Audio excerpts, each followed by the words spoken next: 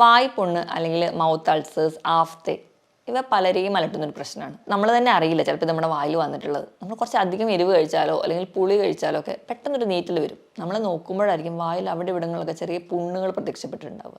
നമുക്ക് ഈ വീഡിയോയിലൂടെ എന്താണ് വായ്പുണ്ണ്, നമുക്ക് എങ്ങനെയൊക്കെ മാനേജ് ചെയ്യാമെന്ന് ഡീറ്റെയിൽഡ് ആയിട്ട് നോക്കാം.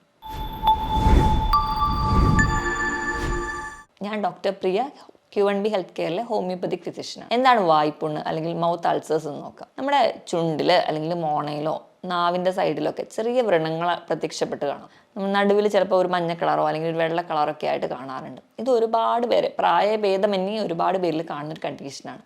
നമുക്ക് നല്ല രീതിയിൽ ചെറിയൊരു വ്രണം അല്ലെങ്കിൽ ചെറിയൊരു മുറിവാണെങ്കിൽ കൂടി നല്ല രീതിയിൽ നമുക്ക് ഇറിറ്റേഷൻ ഉണ്ടാകും. ഭക്ഷണം കഴിക്കാനൊക്കെ നല്ല ബുദ്ധിമുട്ടുണ്ടാക്കാറുണ്ട്. അതുകൊണ്ട് തന്നെ ഒരുപാട് കേസുകൾ നമ്മൾ ഇതുമായിട്ട് റിലേറ്റ് ചെയ്ത് വരാറുണ്ട്. എന്തുകൊണ്ടൊക്കെയാണ് ഇത് ഉണ്ടാവുന്നത് നമുക്ക് ആദ്യം തന്നെ നോക്കുക. വായ്പുണ്ടാവുന്ന ഒരു പ്രധാന കാരണം എന്ന് പറഞ്ഞാൽ നമ്മുടെ വായിലുള്ള പല ആൾക്കാരെ കൊണ്ട് തന്നെയാണ്. ഒന്നാമതായിട്ട് നമ്മുടെ പല്ലാണ് പ്രശ്നം.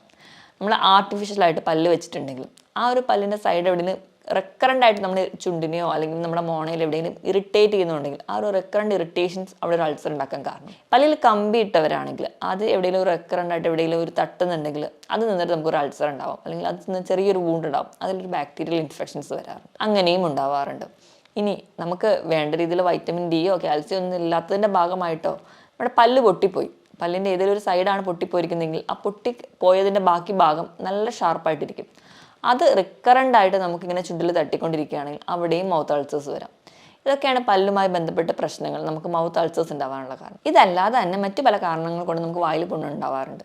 ചില വൈറ്റമിൻ്റെ ഡെഫിഷ്യൻസി, വൈറ്റമിൻ ബി കോംപ്ലക്സിന് അല്ലെങ്കിൽ അയണിൻ്റെ ഒക്കെ ഡെഫിഷ്യൻസി മൂലം നമുക്ക് ഉണ്ടാവാറുണ്ട്. ഇതിൻ്റെ കൂടാതെ തന്നെ നമുക്ക് വയറിൽ എന്തെങ്കിലും ബുദ്ധിമുട്ടുണ്ടെങ്കിൽ, നമ്മുടെ ശോധന കൃത്യമല്ലാതിരിക്കുകയാണെങ്കിൽ, നമ്മുടെ വയറ് ശരിയല്ല, ദഹനം പ്രോപ്പർ ശരിയായിട്ട് നടക്കുന്നില്ല, ഇങ്ങനെ ചില പ്രശ്നങ്ങളുണ്ടെങ്കിലും നമുക്ക് വായിൽ പുണ്ണ് വരാറുണ്ട്. സീലിയാക് ഡിസീസ്, IBS പോലെയുള്ള രോഗങ്ങളുള്ളവർക്കാണെങ്കിൽ. സീലിയാക് ഡിസീസ് എന്ന് പറഞ്ഞാൽ ഗോതമ്പ് അല്ലെങ്കിൽ ഗ്ലൂട്ടൻ അടങ്ങിയ ഭക്ഷണങ്ങൾ, ഓട്സ് ഇവയോടൊക്കെ അലർജി കാണിക്കുന്നവരെയാണ് നമ്മൾ സീലിയാക് ഡിസീസ് എന്ന് പറയാം. IBS അല്ലെങ്കിൽ ഇറിറ്റബിൾ ബവൽ ഡിസീസ് അതെന്ന് പറഞ്ഞിട്ടുണ്ടെങ്കിൽ നമുക്ക് നമ്മുടെ മെൻ്റൽ ടെൻഷൻസ് ഒക്കെ വരുമ്പോൾ പെട്ടെന്ന് ബാത്റൂമിലൊക്കെ പോകാനുള്ളൊരു തോന്നൽ, ഒരു ഇറിറ്റേഷൻസ് തോന്നുക, ഇങ്ങനെയൊരു ശീലമുള്ളവർ അല്ലെങ്കിൽ ഇങ്ങനെയൊരു പ്രശ്നമുള്ളവർക്കൊക്കെ നമുക്ക് റെക്കറൻ്റ് ആയിട്ട് വായിൽ പുണ്ണ് വരാൻ ചാൻസ് കൂടുതലാണ്.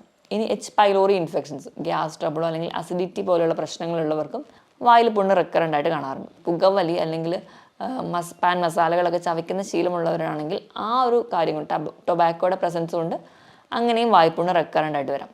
ഇതല്ലാതെ തന്നെ ഉറക്കം ശരിയല്ലാതെ വരുമ്പോൾ അല്ലെങ്കിൽ നമുക്ക് അമിതമായിട്ട് ടെൻഷൻ ഉണ്ടെങ്കിലും വായ്പുണ്ണ് വരാറുണ്ട്. കുട്ടികൾക്കൊക്കെ ആണെങ്കിൽ എക്സാമിനോടനുബന്ധിച്ച് അല്ലെങ്കിൽ എക്സാമിന് കുറച്ച് മുൻപൊക്കെ വായ്പുണ്ണായിട്ട് പ്രസൻറ്റ് ചെയ്യുകയാണെങ്കിൽ അത് കൂടുതലും ടെൻഷനുമായിട്ട് റിലേറ്റഡ് ആയിട്ടാണ് കാണുന്നത്. ചില മെഡിസിൻസ് കണ്ടിന്യൂസ് ആയിട്ട് കഴിക്കുന്നവരിൽ ഇങ്ങനത്തെ മൗത്ത് അൾസേഴ്സ് കാണാറുണ്ട്. ചില ഇൻഫെക്ഷൻസ്, ഹെർപ്പിസ് സോസ്റ്റർ പോലെയുള്ള ഇൻഫെക്ഷൻസും മറ്റ് ബാക്ടീരിയൽ ഇൻഫെക്ഷൻസ് റെക്കറൻ്റ് ആയിട്ട് വരുന്നത് കൊണ്ടും നമുക്കിങ്ങനെ വായ്പുണ്ണ് വരാറുണ്ട്.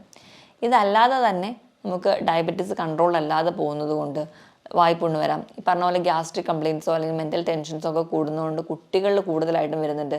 പ്രോപ്പറായിട്ടുള്ള ഡൈജഷൻസ് അല്ലാത്തതുകൊണ്ടും പ്രോപ്പറായിട്ടുള്ളൊരു ഭക്ഷണ രീതി അല്ലാത്തതുകൊണ്ടും ഇന്ന് ഒരുപാട് പേരിൽ റെക്കറൻ്റ് ആയിട്ട് ഇങ്ങനെ വായ്പുണ്ണ് നിൽക്കുന്നത് കാണാം. നോർമലി ഈ വായ്പുണ്ണ് എന്ന് പറഞ്ഞാൽ ഒരു 2 to 3 മില്ലിമീറ്റർ ആ ഒരു സൈസിലൊക്കെ ആയിരിക്കും ഉണ്ടാവാറ്. അത് തന്നെ വന്നു കഴിഞ്ഞാൽ 1-2 ആഴ്ചയൊക്കെ നിൽക്കും, അത് തന്നെ അങ്ങ് മാറും. Maximum 1 month. അതിൽ കൂടുതലൊക്കെ നിൽക്കുകയാണെങ്കിൽ നമ്മളത് സീരിയസ് ആയിട്ട് എടുക്കേണ്ട കാര്യമാണ്. ഇങ്ങനെ അതുപോലെ തന്നെ ഈ വായ്പുണ്ണ് വന്ന് മാറുക അത് അങ്ങനെയൊക്കെയാണ്. അല്ലെങ്കിൽ നമ്മൾ മെഡിസിൻസ് എന്തെങ്കിലും എടുക്കുമ്പോൾ അത് വന്നങ്ങ് മാറിക്കോളും. ചിലർക്ക് പറഞ്ഞാൽ ഈ മെഡിസിൻസ് കഴിക്കുമ്പോൾ നിൽക്കും, പിന്നീട് അത് റെക്കറൻ്റ് ആയിട്ട് വരുന്നുണ്ട്, അല്ലെങ്കിൽ അത് സൈസ് വളരെ കൂടുതലാണ്. അങ്ങനെയൊക്കെ വരുന്ന കേസിൽ നമ്മൾ എപ്പോഴും ഒരു ഡോക്ടറുടെ കൺസൾട്ടേഷൻ എടുക്കണം. സ്വയം ചികിത്സിച്ചുകൊണ്ടിരിക്കരുത്. 1 മാസത്തിൽ കൂടുതലൊക്കെ വായ്പുണ്ണ് വരികയാണെങ്കിൽ അതിന് ഫർദർ സ്റ്റഡീസിൽ അല്ലെങ്കിൽ ഫർദർ ടെസ്റ്റിലോട്ടൊക്കെ പോകേണ്ടതാണ്. നമുക്കറിയാം വായ്പുണ്ണ് വരാനുള്ളൊരു കാരണം എന്ന് പറഞ്ഞിട്ടുണ്ടെങ്കിൽ നമ്മുടെ മൗത്തിൻ്റെ ഉള്ളിൽ പ്രൊട്ടക്റ്റ് ചെയ്യാനൊരു മ്യൂക്കസ് മെംബ്രെയിൻ ഉണ്ട്. അപ്പോൾ ചില ഏരിയകൾ എന്തെങ്കിലും കണ്ടിന്യൂസ് ആയിട്ട് ഇറിറ്റേഷൻ ഉണ്ടാകുന്നതുകൊണ്ട് അല്ലെങ്കിൽ മറ്റ് പല കാരണങ്ങൾ കൊണ്ട് ആ ഒരു ഏരിയയിലെ മ്യൂക്കസ് മെംബ്രെയിൻ കട്ടി കൂടി വരും. അങ്ങനെ കട്ടി കൂടി വരുന്നിടത്ത് കുറച്ച് നമ്മുടെ പ്രതിരോധ ശേഷി സപ്പോർട്ട് ചെയ്യുന്ന ലിംഫോസൈറ്റ്സ് ഒക്കെ കൂടുതലായി, ലൂക്കോസൈറ്റ്സ് ഒക്കെ കൂടുതലായി ഒരു ഏരിയയിൽ ഡിപ്പോസിറ്റ് ചെയ്യും. ആ ഒരു ഏരിയയിൽ പിന്നെ അത് കട്ടി കൂടി അവിടെ പൊട്ടും. അങ്ങനെയാണ് നമുക്കതൊരു അൾസറേഷൻ സ്റ്റേജിലോട്ട് പോകും. ചിലപ്പോൾ നടുവിൽ നമ്മൾ നോക്കിക്കഴിഞ്ഞാൽ ഒരു വെള്ള നിറത്തിൽ അല്ലെങ്കിൽ ലൈറ്റ് യെല്ലോ കളറിലാണ് പ്രസൻറ്റ് ചെയ്യാറ്. നല്ല രീതിയിൽ നമുക്ക് എരിവ് പുളി ചെല്ലുമ്പോൾ നല്ല നീറ്റലായിട്ടായിരിക്കും പ്രസൻറ്റ് ചെയ്യുക, കാരണം ആ ഒരു മുറിവിൽ എത്തുന്നതിൻ്റെ ഭാഗമായിട്ട്. അപ്പം ഇതാണ് പ്രധാനമായിട്ടും നമ്മൾ പ്രസൻറ്റേഷൻസ്, മൗത്ത് അൾസേഴ്സിൻ്റെ പ്രസൻറ്റേഷൻ ഇങ്ങനെയാണ്. ഇനി പറഞ്ഞ രീതിയിൽ റെക്കറൻസ് കുറേ എണ്ണം ഉണ്ട്, അല്ലെങ്കിൽ നിങ്ങളുടെ നാവിൻ്റെ സൈഡിലും ചുണ്ടിലും ഒക്കെ എപ്പോഴും ഉണ്ട്. അതുപോലെ തന്നെ അത് വിട്ടുമാറാതെ നിൽക്കുന്നുണ്ടെങ്കിൽ നിങ്ങൾ എന്തായാലും ഫർദർ ടെസ്റ്റുകൾ ചെയ്യുക, അല്ലെങ്കിൽ നിങ്ങളുടെ ഡോക്ടറുടെ കൺസൾട്ടേഷൻ അത്യാവശ്യമായിട്ട് എടുക്കേണ്ടതാണ്.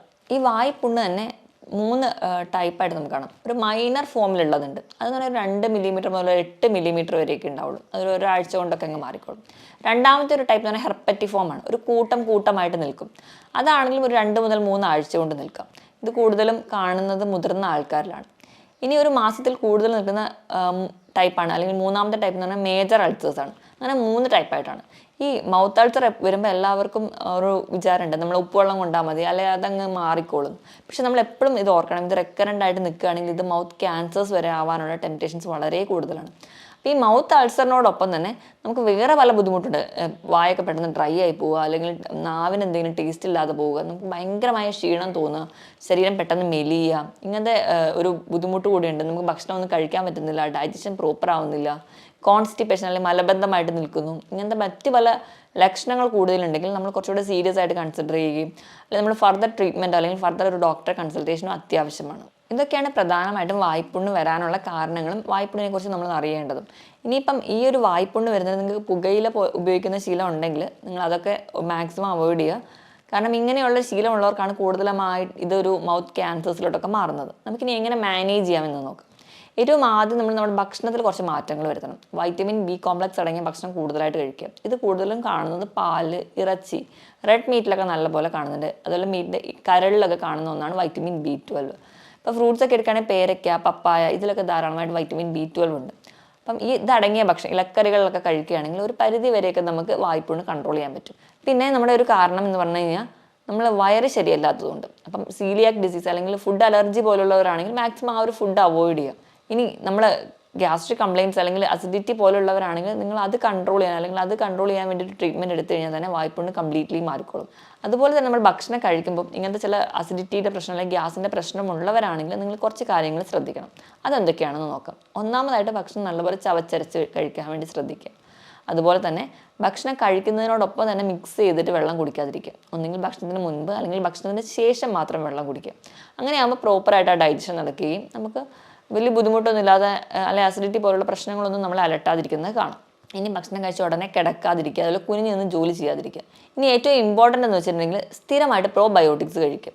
പ്രോബയോട്ടിക്സ് എന്ന് പറഞ്ഞിട്ടുണ്ടെങ്കിൽ നമ്മുടെ ശരീരത്തിൽ അല്ലെങ്കിൽ നമ്മുടെ ആമാശയത്തിൽ ഗുണകരമായ ധാരാളം ബാക്ടീരിയകളുണ്ട്. ഈ ഒരു ബാക്ടീരിയയുടെ പ്രൊഡക്ഷന് സഹായിക്കുന്നവരെയാണ് നമ്മൾ പ്രോബയോട്ടിക്സ് എന്ന് പറയുന്നത്. നമ്മുടെ ഭക്ഷണത്തിൽ ഏറ്റവും നല്ല പ്രോബയോട്ടിക് എന്ന് പറഞ്ഞാൽ നല്ല പുളിയില്ലാത്ത തൈരാണ്. സ്ഥിരമായിട്ട് തൈര് കഴിക്കുകയാണെങ്കിൽ ഒരു പരിധി വരെ വായ്പുണ്ണ് അല്ലെങ്കിൽ മറ്റ് ഗ്യാസ്ട്രിക് ഡിസോർഡേഴ്സ് ഉണ്ടാവില്ല. അതുപോലെ തന്നെ നിങ്ങൾക്ക് കഴിക്കാവുന്ന ഏറ്റവും നല്ലൊരു പ്രോബയോട്ടിക്കാണ് പഴങ്കഞ്ഞി, അച്ചാറുകൾ, ഒരുപാട് വിനാഗിരി ഒന്നും ആഡ് ചെയ്യാത്ത ചെറിയ രീതിയിലൊക്കെ പുളിപ്പിച്ചിട്ടുള്ള എല്ലാ ഭക്ഷണങ്ങളിലും അച്ചാറുകൾ, അതിൽ പുളിപ്പിച്ചിട്ടുള്ള മാവുകൾ ഉണ്ടാക്കുന്ന ഇഡ്ഡലി, ദോശ, ഇവയൊക്കെ നമുക്ക് ഒരു പ്രോബയോട്ടിക് ആയിട്ട് ആക്ട് ചെയ്യും. അപ്പോൾ ഇവയൊക്കെ സ്ഥിരമായിട്ട് കഴിക്കുകയാണെങ്കിൽ ഒരു പരിധി വരെ നമ്മുടെ ആമാശയത്തിനെ സംബന്ധിക്കുന്ന രോഗങ്ങൾ ഉണ്ടാവില്ല. അതുവഴി നമുക്ക് വായ്പുണ്ണം തടയാൻ പറ്റും. ഇനി ഭക്ഷണത്തിൽ ഇതൊക്കെ ശ്രദ്ധിക്കുന്നതിനോടൊപ്പം അധികമായിട്ട് എരിവോ പുളി അല്ലെങ്കിൽ ജങ്ക് ഫുഡ്സ് ഒക്കെ കഴിക്കുന്നവരാണെങ്കിൽ അത് മാക്സിമം കുറയ്ക്കുകയാണെങ്കിൽ ഒരു പരിധി വരെ ശരിയാക്കാൻ പറ്റും. ഉറക്കം ഡിസ്റ്റർബ്ഡ് ആവുകയാണെങ്കിൽ ദിവസവും കൃത്യസമയത്തല്ല ഉറങ്ങുന്നതും ഉണരുന്നതും എങ്കിൽ ആ ഒരു പീരിയോഡിസിറ്റി ഇല്ലെങ്കിൽ തന്നെ നിങ്ങൾക്ക് പ്രശ്നങ്ങളുണ്ടാവും. മാക്സിമം ആ ഒരു ശീലം നിങ്ങൾക്ക് മെയിൻറ്റെയിൻ ചെയ്യുക. അതായത് കൃത്യസമയത്ത് ഉറങ്ങാനും ഉണരാനും ശീലിക്കുക. ധാരാളം വെള്ളം കുടിക്കുക. ഹെൽത്തി ആയിട്ടിരിക്കാൻ വേണ്ടി ഏറ്റവും നല്ല ഹൈഡ്രേറ്റഡ് ആയിട്ട് നിർത്താനും അതുപോലെ തന്നെ നമ്മുടെ കോൺസ്റ്റിപ്പേഷൻ പോലെയുള്ള പ്രശ്നങ്ങൾ മാറുകയാണെങ്കിൽ നമുക്ക് ഇത് കൺട്രോൾ ചെയ്യാൻ പറ്റും. അപ്പോൾ അതൊക്കെ മാറാൻ വേണ്ടി നല്ല പോലെ വെള്ളം കുടിക്കുക. അതുപോലെ ഫൈബേഴ്സ് അടങ്ങിയിട്ടുള്ള ഭക്ഷണങ്ങൾ ധാരാളം കഴിക്കുക. നാരുകൾ അടങ്ങിയിട്ടുള്ള ഇലക്കറികളും നമ്മുടെ നാട്ടിലൊക്കെ കിട്ടുന്ന വാഴക്കൂമ്പ്, വാഴപ്പിണ്ടി പോലെയുള്ള നാടൻ ഭക്ഷണങ്ങളൊക്കെ സ്ഥിരമായിട്ട് നമ്മുടെ ഭക്ഷണത്തിൽ ഉൾപ്പെടുത്തുക. ഫ്രൂട്ട്സിലൊക്കെ ആണെങ്കിൽ ഓറഞ്ചൊക്കെ സ്ഥിരമായി കഴിക്കുക. പുളി ഇല്ലാത്ത രീതിയിലാണെങ്കിൽ നമുക്ക് വലിയ രീതിയിലൊന്നും ദോഷം ചെയ്യത്തില്ല. അപ്പോൾ ഈ ഒരു ഭക്ഷണങ്ങളൊക്കെ നിങ്ങൾ സ്ഥിരമായിട്ട് കഴിക്കുക. ഇനി എന്തെങ്കിലും പ്രത്യേകിച്ച് ടെൻഷനൊക്കെ ഉള്ളവരാണെങ്കിൽ യോഗയോ മെഡിറ്റേഷനോ ഒക്കെ പോയിട്ട് മാക്സിമം ആ ടെൻഷൻ റിലീവ് ചെയ്യാൻ വേണ്ടി ശ്രദ്ധിക്കുക. അപ്പോൾ തന്നെ നമുക്ക് കുറച്ചുകൂടെ ഹെൽത്തി ആയിട്ടിരിക്കാൻ പറ്റും. ഇനി നമ്മൾ തിരഞ്ഞെടുക്കുന്ന പേസ്റ്റ് ആണെങ്കിൽ സോഡിയം ലോറൽ സൾഫേറ്റ് ഒക്കെ ധാരാളം അടങ്ങിയിട്ടുള്ള പേസ്റ്റുകളാണ് നിങ്ങൾ ഉപയോഗിക്കുന്നതെങ്കിൽ അത് മാറ്റിയിട്ട് മൈൽഡ് ആയിട്ടുള്ള പേസ്റ്റുകൾ ഉപയോഗിക്കാൻ വേണ്ടി ശ്രദ്ധിക്കുക. അതും നിങ്ങൾക്ക് ഒരു പരിധി വരെയൊക്കെ വായ്പുണ്ണ് തടയാൻ പറ്റും. ഇതൊക്കെയാണ് നോർമലി നിങ്ങൾക്ക് വായ്പുണ്ണ് വരാതിരിക്കാൻ വേണ്ടി നമ്മൾ ശ്രദ്ധിക്കേണ്ടത്. ഏറ്റവും ബേസിക് ആയിട്ട് പുകവലി പോലെയുള്ള ശീലങ്ങൾ അല്ലെങ്കിൽ ഹാൻഡ്സോ അങ്ങനെ പാൻ മസാലകൾ ഉപയോഗിക്കുന്നതാണെങ്കിൽ അത് കംപ്ലീറ്റ്ലി സ്റ്റോപ്പ് ചെയ്യുക. അല്ലെങ്കിൽ നിങ്ങൾക്ക് ഭാവിയിൽ അത് ക്യാൻസർ പോലെയുള്ള കണ്ടീഷൻസിലോട്ട് നമ്മൾ എത്താൻ കാരണമാകും. ഇനിയിപ്പോൾ വന്നു കഴിഞ്ഞാൽ നമുക്ക് എങ്ങനെ മാനേജ് ചെയ്യാൻ നോക്കാം. അപ്പം ഒന്നാമതായിട്ട് നമ്മളെല്ലാവരും ചെയ്യുന്ന ടിപ്പാണ് ഉപ്പുവെള്ളം കൊള്ളുക. ചെറിയ ചൂടോടുകൂടി തന്നെ ഉപ്പുവെള്ളം നല്ലപോലെ ഗാർഗിൾ ചെയ്യുക. സ്ഥിരമായിട്ട് ഭക്ഷണത്തിൽ തൈര് ഉൾപ്പെടുത്തുക. ഇനി ഉപ്പിനോടൊപ്പം തന്നെ തേനും കൂടി ചേർത്തിട്ട് നിങ്ങൾക്ക് അത് വെള്ളം മിക്സ് ചെയ്തിട്ട് ഗാർഗിൾ ചെയ്യാവുന്നതാണ്. ഇനി മറ്റൊന്നെന്ന് പറഞ്ഞിട്ടുണ്ടെങ്കിൽ തേൻ ആ മുറിവുള്ള എടുത്ത് പുരുട്ടി കൊടുക്കുക. കാരണം തേൻ എന്ന് പറയുന്നത് നല്ലൊരു ആൻറ്റി ഓക്സിഡൻസ് ആണ്, ആൻറ്റി ബാക്ടീരിയൽ ആക്ഷൻസ് ഒക്കെ ഉണ്ട്. അപ്പോൾ ആ ഒരു ഇൻഫെക്ഷൻ കുറയും. അതുപോലെ തന്നെ മഞ്ഞൾ നിങ്ങൾക്ക് അങ്ങനെ പുരട്ടി കൊടുക്കാവുന്നതാണ്. ഇതിൽ ഏറ്റവും നല്ലൊരു അല്ലെങ്കിൽ നമ്മൾ അധികം ഫോളോ ചെയ്യാത്ത ഒരു മെത്തേഡാണ് വെളിച്ചെണ്ണ. നമ്മുടെ വീട്ടിലൊക്കെ ഉള്ള വെളിച്ചെണ്ണ വെച്ചിട്ട് തന്നെ നല്ലപോലെ വായിൽ ഗാർഗിൾ ചെയ്യുക. അതും ഒരു പരിധിവരെ വായ്പുണ്ണൊക്കെ, അല്ലെങ്കിൽ നമുക്ക് വായ്പുണ്ണ് ഉള്ളയിടത്ത് ജസ്റ്റ് ഒന്ന് പുരട്ടി കൊടുക്കാനും ഒരു പരിധിവരെ വായ്പുണ്ണ് കുറയ്ക്കാൻ പറ്റും. ഈ ഒരു ടിപ്പൊക്കെ നിങ്ങൾ ഫോളോ ചെയ്യുകയാണെങ്കിൽ ഒരു പരിധിവരെ നിങ്ങൾക്ക് വായ്പുണ്ണ് കൺട്രോൾ ചെയ്യാൻ പറ്റും. ഞാൻ ഈ പറഞ്ഞ രീതിയിലൊക്കെ നിങ്ങൾ ഈ പറഞ്ഞ ടിപ്പുകളൊക്കെ ഫോളോ ചെയ്തിട്ടും ഈ വായ്പുണ്ണ് കംപ്ലീറ്റ് ആയിട്ട് മാറുന്നില്ലെങ്കിൽ നിങ്ങളൊരു ഡോക്ടറുടെ കൺസൾട്ടേഷൻ നിർബന്ധമായിട്ടും എടുക്കേണ്ടതാണ്.